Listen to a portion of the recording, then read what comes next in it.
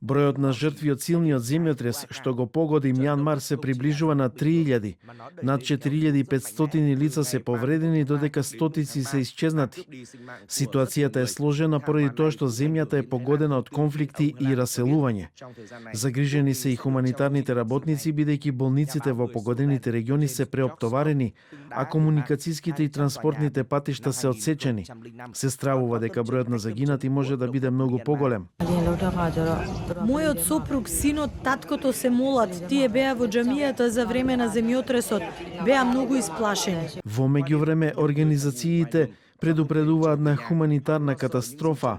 Во најпогодените области заедниците се борат да ги задоволат основните потреби, како што се пристапот до чиста вода и санитарни услови, додека спасувачките тимови работат неуморно за да најдат преживеани и да обезбедат итна помош. И пред земјотресот, речиси 20 милиони луѓе во Мјанмар беа зависни од хуманитарна помош.